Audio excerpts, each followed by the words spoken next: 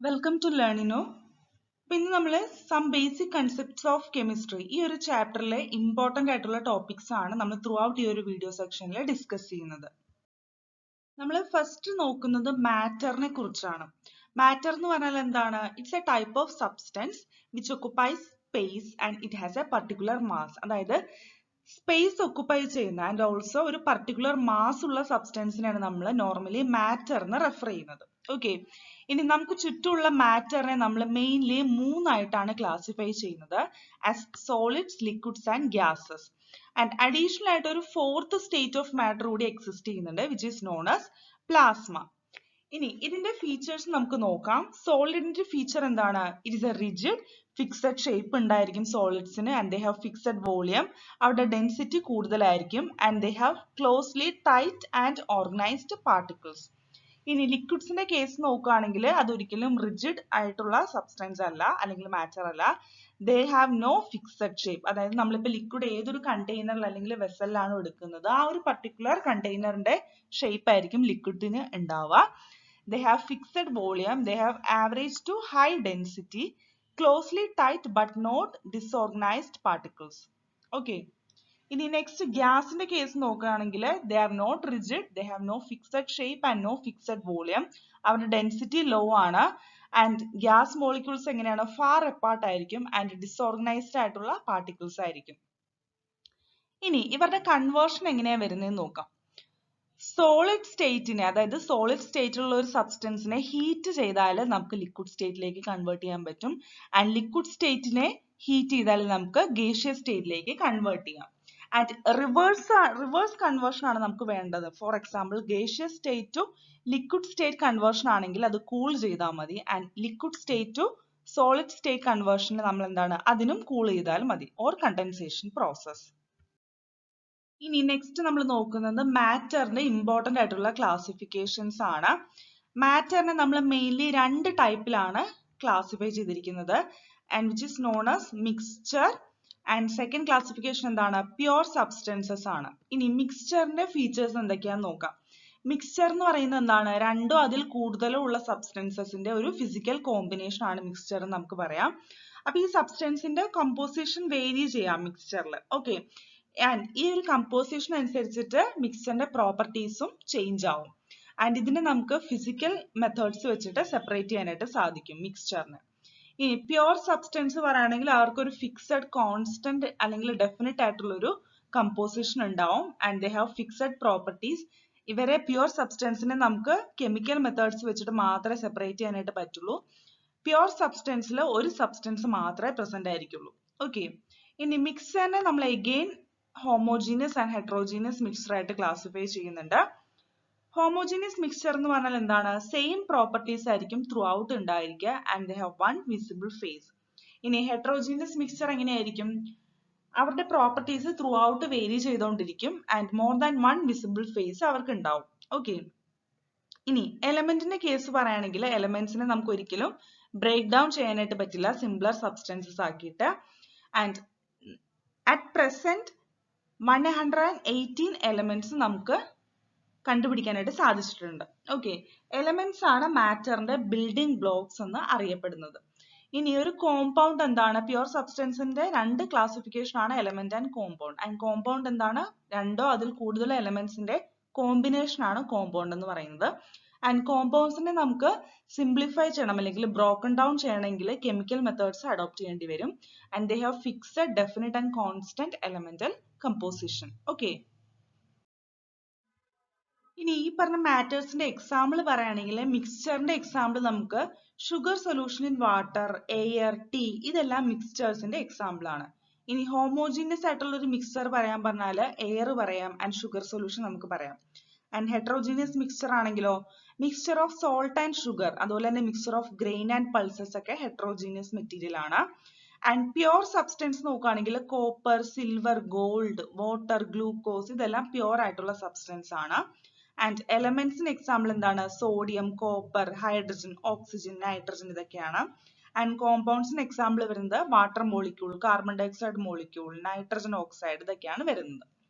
ഇനി നെക്സ്റ്റ് നമ്മൾ നോക്കുന്നത് ലോസ് ഓഫ് കെമിക്കൽ കോമ്പിനേഷൻ ആണ്.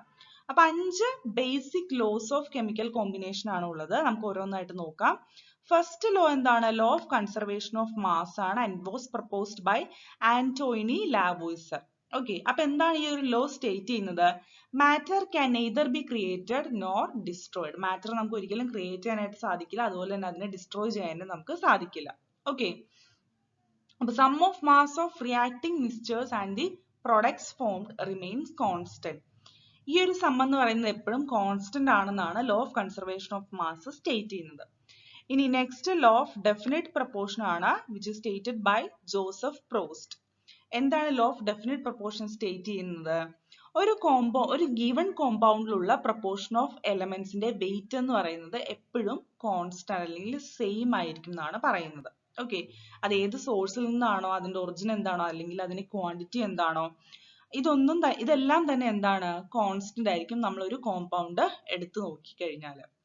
ഇനി നെക്സ്റ്റ് എന്താണ്? ലോ ഓഫ് മൾട്ടിപ്പിൾ പ്രൊപ്പോർഷൻ ആണ്. It was proposed by scientist Dalton. ഈ ലോ എന്താണ് സ്റ്റേറ്റ് ചെയ്യുന്നത്? രണ്ട് എലമെന്റ്സ് കമ്പൈൻ ചെയ്തിട്ട് ഒന്നോ അതിൽ കൂടുതലോ കോമ്പൗണ്ട്സ് ഫോം ചെയ്താൽ, അപ്പൊ ആ ഒരു റിയാക്ഷനിലുള്ള എലമെന്റ്സിന്റെ മാസ് എന്ന് പറയുന്നത് എന്താണ്? റേഷ്യോ ഓഫ് സ്മോൾ വോൾ നമ്പേഴ്സിലായിരിക്കും എന്നാണ് law of multiple proportion state ചെയ്യുന്നത്. ഫോർത്ത് ലോ എന്താണ് വരുന്നത്? Gay Lussac's law of gaseous volumes ആണ് and it was proposed by scientist Gay Lussac. ഒരു കെമിക്കൽ റിയാക്ഷനിൽ ഗ്യാസസ് കമ്പൈൻ ചെയ്യാണ് അല്ലെങ്കിൽ ഗ്യാസസ് പ്രൊഡ്യൂസ്ഡ് ആവുകയാണെങ്കിൽ അതെങ്ങനെയാണ് പ്രൊഡ്യൂസ്ഡ് അല്ലെങ്കിൽ കമ്പൈൻ ആവുന്നതെന്നാണ് ഈ ഒരു ലോ സ്റ്റേറ്റ് ചെയ്യുന്നത്. Okay, at the same temperature and pressure കണ്ടീഷനിലാണ് ഇത് ക്യാരി ഔട്ട് ചെയ്യുന്നത്. So that in a simple ratio by വോളിയത്തിലായിരിക്കും ഈ ഒരു ഗ്യാസ് ഫോർമേഷൻ അല്ലെങ്കിൽ കോമ്പിനേഷൻ അല്ലെങ്കിൽ പ്രൊഡക്ഷൻ നടക്കുന്നത്. ഓക്കെ, അതാണ് Gay Lussac's law of gaseous volume state ചെയ്യുന്നത്. Then final basic law എന്താണ്? അവോഗാഡ്രോ ലോ ആണ്. It was proposed by scientist Avogadro. ഇതും എന്താണ്? Same condition of temperature and പ്രഷറിലാണ് ക്യാരി ഔട്ട് ചെയ്യുന്നത്. ഈക്വൽ വോളിയം ഓഫ് ഓൾ ഗ്യാസസിന് ഈക്വൽ നമ്പർ ഓഫ് മോളിക്യൂൾസ് ആയിരിക്കും ഉണ്ടാവുക എന്നാണ് അവോഗാഡ്രോ ലോ സ്റ്റേറ്റ് ചെയ്യുന്നത്. ഇനി നെക്സ്റ്റ് ഒരു ഇമ്പോർട്ടന്റ് ആയിട്ടുള്ള തിയറി ആണ് ഡാൽട്ടൺസ് അറ്റോമിക് തിയറി എന്ന് പറയുന്നത്. അപ്പൊ ഡാൽട്ടൺസ് അറ്റോമിക് തിയറിയുടെ പോസ്റ്റുലേറ്റ്സ് എന്തൊക്കെയാന്ന് നമുക്ക് നോക്കാം. അപ്പൊ ഈ ഒരു Dalton's atomic theory law of chemical combinations explain ചെയ്യുന്നുണ്ട്. എല്ലാ മാറ്ററും എന്താണ്? ടൈനി ഇൻഡിവിസിബിൾ പാർട്ടിക്കിൾസ് ആയിട്ടുള്ള ആറ്റംസ് കൊണ്ടാണ് മേഡപ്പ് ചെയ്തിരിക്കുന്നത്. ആൻഡ് ഓരോ ആറ്റം അല്ലെങ്കിൽ എല്ലാ ആറ്റത്തിന്റെ മാസ്, സൈസ്, മറ്റുള്ള പ്രോപ്പർട്ടീസ് എല്ലാം എന്താണ്? സെയിം ആയിരിക്കും ഒരു സ്പെസിഫിക് എലമെന്റ് എടുത്തു കഴിഞ്ഞാൽ. ഓക്കെ, ഇനി ഡിഫറെന്റ് ആയിട്ടുള്ള എലമെന്റ്സിന്റെ ആറ്റംസ് ആണ് നോക്കുന്നതെങ്കിൽ അവർക്ക് ഡിഫറെന്റ് ആയിട്ടുള്ള പ്രോപ്പർട്ടീസ് ആയിരിക്കും and different mass and size ആയിരിക്കും അവർക്ക് ഉണ്ടാവുക. ഓക്കെ, ഇനി ഡിഫറെന്റ് എലമെന്റ്സിന്റെ ആറ്റംസിനെ നമുക്ക് ഒരു ഫിക്സഡ് ഹോൾ നമ്പർ റേഷ്യോയിൽ കമ്പൈൻ ചെയ്യിപ്പിച്ചാൽ നമുക്ക് അവിടെ കോമ്പൗണ്ട്സ് ഫോം ചെയ്യും. ഓക്കെ, ആറ്റംസിനെ നമുക്ക് റീഅറേഞ്ച് ചെയ്യാം, കമ്പൈൻ ചെയ്യാം, സെപ്പറേറ്റ് ചെയ്യാം ഒരു കെമിക്കൽ റിയാക്ഷനിൽ, അല്ലെ? ആറ്റംസിനെ നമുക്ക് ഒരിക്കലും ക്രിയേറ്റ് ചെയ്യാൻ അല്ലെങ്കിൽ ഡിസ്ട്രോയ് ചെയ്യാനായിട്ട് സാധിക്കില്ല എന്ന് നമ്മൾ നേരത്തെ ലോസിലൊക്കെ ഡിസ്കസ് ചെയ്തിരുന്നു. ഓക്കെ, ആൻഡ് ഓൾസോ ഏറ്റവും സിംപ്ലർ ആയിട്ടുള്ള ഒരു പാർട്ടിക്കിൾ ആണ് ആറ്റം എന്ന് പറയുന്നത്. ആൻഡ് ഇതിനെ നമുക്ക് വീണ്ടും ഡിവൈഡ് ചെയ്യാനായിട്ട് സാധിക്കില്ല. ഇനി നെക്സ്റ്റ് നമ്മൾ ആറ്റംസ്, എലമെന്റ്സ്, മോളിക്യൂൾസ് ആൻഡ് കോമ്പൗണ്ട്സിന്റെ ഒരു ഡെഫിനിഷൻ ആണ് പറയുന്നത്. ആറ്റം എന്ന് പറയുന്നത് ഏറ്റവും സ്മോളസ്റ്റ് ഇൻഡിവിസിബിൾ പാർട്ടിക്കിൾ ആണ് മാറ്ററിന്റെ. ഫോർ എക്സാമ്പിൾ നമ്മൾ പറയുകയാണെങ്കിൽ ഓക്സിജൻ ആറ്റം. ഇനി എലമെന്റ് എന്താണ്? എലമെന്റ് എന്ന് പറയുന്ന ഒരു പ്യുവർ സബ്സ്റ്റൻസ് ആണ് which is made up of only one kind of atom. And example വരുന്നത് അലൂമിനിയം.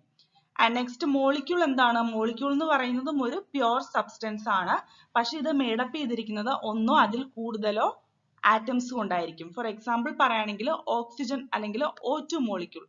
ഇവിടെ ഓക്സിജൻ മോളിക്യൂളിൽ 2 ഓക്സിജൻ ആറ്റംസ് ആണ് വരുന്നത്. ആൻഡ് കോമ്പൗണ്ട്സ് നോക്കുകയാണെങ്കിൽ different types of atoms combine ചെയ്തിട്ട് മോളിക്യൂൾ ഉണ്ടാവുന്നു നമ്മൾ പറഞ്ഞു, അല്ലെ? അപ്പം പ്യുവർ സബ്സ്റ്റൻസ് ഈ ഒരു മോളിക്യൂൾ വഴി ഇങ്ങനെ ഫോം ചെയ്യുകയാണെങ്കിൽ അതിനെ നമുക്ക് കോമ്പൗണ്ട് എന്ന് പറയാം. For example water, H2O molecule. ഇനി നെക്സ്റ്റ് വരുന്നത് എന്താണ്? അറ്റോമിക് മാസ് ആണ്. അറ്റോമിക് മാസിനെ നമുക്ക് എങ്ങനെ ഡിഫൈൻ ചെയ്യാം? ഒരു സിംഗിൾ ആറ്റത്തിന്റെ മാസ് ആണ് അറ്റോമിക് മാസ് എന്ന് പറയുന്നത്. അത് നമ്മൾ നോർമലി യൂണിഫൈഡ് മാസ് U അല്ലെങ്കിൽ അറ്റോമിക് മാസ് യൂണിറ്റിന്റെ ടേംസിലാണ് മെഷർ ചെയ്യുന്നത്. അപ്പൊ 1 അറ്റോമിക് മാസ് യൂണിറ്റ് അല്ലെങ്കിൽ 1 AMU എന്ന് പറയുന്നത് എന്താണ്? 1/12 of mass of 1 carbon atom ആണ്. ആൻഡ് 1 AMUവിന്റെ ആ ഒരു വാല്യൂ വരുന്നത് ഇത്രയാണ് 1.66056 into 10⁻⁻24 grams. ഇനി ആവറേജ് അറ്റോമിക് മാസ് ആണ് നെക്സ്റ്റ് വരുന്നത്. അത് കാൽക്കുലേറ്റ് ചെയ്യുന്ന ഫോർമുല ഇതാണ്, F1m1 plus F2m2 plus etc plus Fn mn. ഇവിടെ F എന്ന് പറയുന്ന ടേം എന്തിനാണ് റെപ്രസെന്റ് ചെയ്യുന്നത്? റിലേറ്റീവ് അബുണ്ടൻസ് ഓഫ് ഐസോട്ടോപ്പ് ആണ്. ആൻഡ് m എന്താണ്? Atomic mass of respective isotope ആയിരിക്കും. ദെൻ നെക്സ്റ്റ് മോളിക്കുലാർ മാസ് ആണ്. മോളിക്കുലാർ മാസ് എന്ന് പറഞ്ഞാൽ എന്താണ്? ഒരു മോളിക്യൂളിൽ എത്രമാത്രം എലമെന്റ്സ് പ്രസന്റ് ആയിട്ടുണ്ടോ ആ എലമെന്റ്സിന്റെ എല്ലാം അറ്റോമിക് മാസിന്റെ സം ആണ് മോളിക്കുലാർ മാസ് എന്ന് പറയുന്നത്. ഓക്കെ, അപ്പൊ ഇത് നമ്മൾ ഒബ്റ്റെയിൻ ചെയ്യുന്നത് എങ്ങനെയാണ്? ഓരോ എലമെന്റിന്റെയും അറ്റോമിക് മാസിനെ നമ്പർ ഓഫ് ആറ്റംസ് കൊണ്ട് മൾട്ടിപ്ലൈ ചെയ്യുക, എന്നിട്ട് അതെല്ലാം കൂടി ലാസ്റ്റ് ആഡ് ചെയ്താൽ നമുക്ക് ടോട്ടൽ മോളിക്കുലാർ മാസ് കിട്ടും. ഗ്രാമിന്റെ ടേംസിലാണ് നമ്മൾ മോളിക്കുലർ മാസിനെ എക്സ്പ്രസ് ചെയ്യുന്നതെങ്കിൽ നമ്മൾ അതിനെ ഗ്രാം മോളിക്കുലർ മാസ് എന്നായിരിക്കും ഡിഫൈൻ ചെയ്യുന്നത്. ഓക്കെ, ഇനി നെക്സ്റ്റ് വരുന്നത് ഫോർമുല മാസ് ആണ്. ഫോർമുല മാസ് എന്ന് പറഞ്ഞാൽ എന്താണ്? ഒരു അയോണിക് കോമ്പൗണ്ടിനെയാണ് നമ്മളിവിടെ കൺസിഡർ ചെയ്യുന്നത്. അയോണിക് കോമ്പൗണ്ടിലുള്ള കോൺസ്റ്റിറ്റ്യൂന്റ് ആറ്റത്തിന്റെ സം ഓഫ് അറ്റോമിക് മാസസ് ആണ് ഫോർമുല മാസ് എന്ന് പറയുന്നത്. ജനറലി നമ്മൾ അയോണിക് കോമ്പൗണ്ട്സിനായിരിക്കും യൂസ് ചെയ്യുന്നത്. ഓക്കെ, ഫോർ എക്സാമ്പിൾ നമ്മൾ പറയുകയാണെങ്കിൽ സോഡിയം ക്ലോറൈഡിന്റെ ഒക്കെ ഫോർമുല മാസ് നമ്മൾ കൺസിഡർ ചെയ്യുന്നത് എങ്ങനെയാണ്? സോഡിയം ആറ്റത്തിന്റെയും ക്ലോറിൻ ആറ്റത്തിന്റെയും അറ്റോമിക് മാസിനെ ആഡ് ചെയ്തിട്ടായിരിക്കും നമ്മൾ ടോട്ടൽ ഫോർമുല മാസ് അവിടെ കാൽക്കുലേറ്റ് ചെയ്യുന്നത്. ഇനി 1 മോൾ എന്ന് പറയുന്നത് എന്താണ്? ഇത് മാസ് അല്ലെങ്കിൽ എമൗണ്ട് ഓഫ് സബ്സ്റ്റൻസ് ആണ് which contains same number of elementary entities like atoms, molecules or ions as there are in 12 gram of carbon 12 isotope of carbon. ഇനി mass of 1 mole of substance in ഗ്രാംസിനാണ് നമ്മൾ molar mass എന്ന് പറയുന്നത്. Okay, അപ്പൊ ഈ molar mass in grams എന്ന് പറയുന്നത് numerically അതിന്റെ value equal to atomic mass അല്ലെങ്കിൽ molecular or formula mass in u ആണ് വരുന്നത്.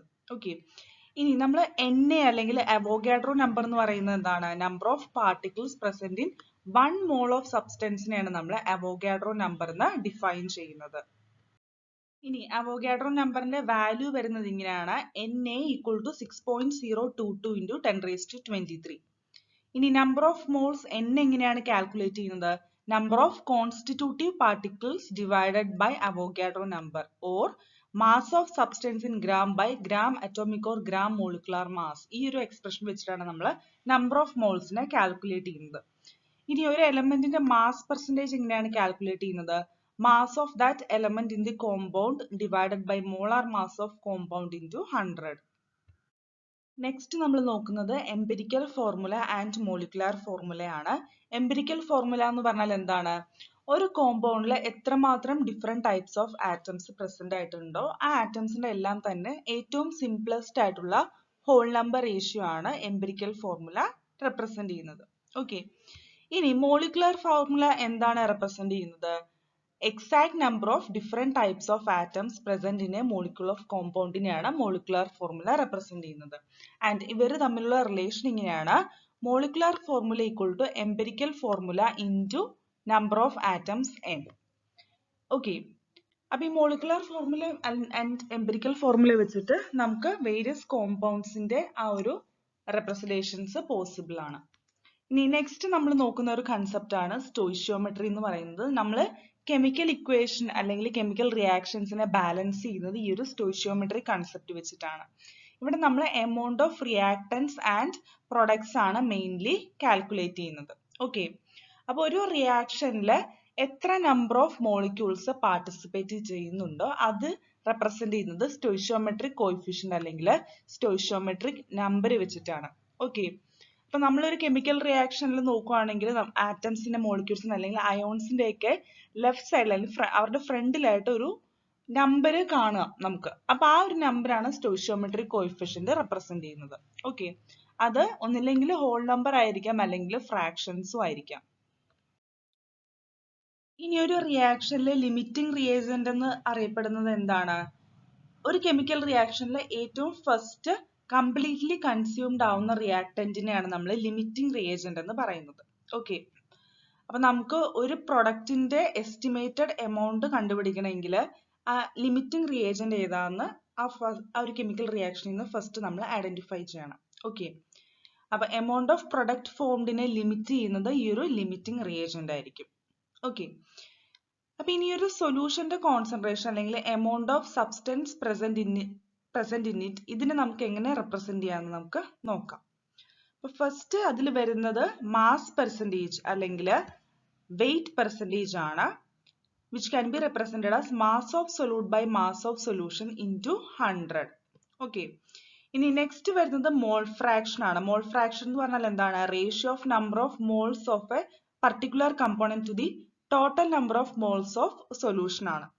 അപ്പൊ മോൾ ഫ്രാക്ഷൻ ഓഫ് സൊല്യൂട്ട് അല്ലെങ്കിൽ എക്സ് സൊല്യൂട്ടിനെ നമ്മൾ റെപ്രസെന്റ് ചെയ്യുന്നത് n by n plus capital N ആണ്. ഇവിടെ സ്മോൾ n റെപ്രസെന്റ് ചെയ്യുന്നത് മോൾസ് ഓഫ് സൊല്യൂട്ട് ആണ് ആൻഡ് ക്യാപിറ്റൽ എന്താണ് റെപ്രസെന്റ് ചെയ്യുന്നത്? മോൾസ് ഓഫ് സോൾവെന്റ് ആണ്. ഇനി mole fraction of solvent X solvent ആണെങ്കിൽ moles of solvent by number of moles of solute plus number of moles of സോൾവെന്റിന്റെ ആ ഒരു സം ആയിരിക്കും. ഓക്കെ, ഇനി mole fraction of solute plus mole fraction of സോൾവെന്റിന്റെ value എന്ന് പറയുന്നത് always equal to 1 ആയിരിക്കും. ഇനി നെക്സ്റ്റ് വരുന്നത് മൊളാരിറ്റി ക്യാപിറ്റൽ എം ആണ്. അതിന്റെ റേഷ്യോ എങ്ങനെയാണ് വരുന്നത് നോക്കാം. Number of moles of solute divided by volume of solution in litre. ഇങ്ങനെയാണ് നമ്മൾ മൊളാരിറ്റിനെ എക്സ്പ്രസ് ചെയ്യുന്നത്. ഇനി നെക്സ്റ്റ് മൊളാലിറ്റി അല്ലെങ്കിൽ സ്മോൾ എം ആണ്. ഇവരുടെ റേഷ്യോ വരുന്നത് എങ്ങനെയാണ്?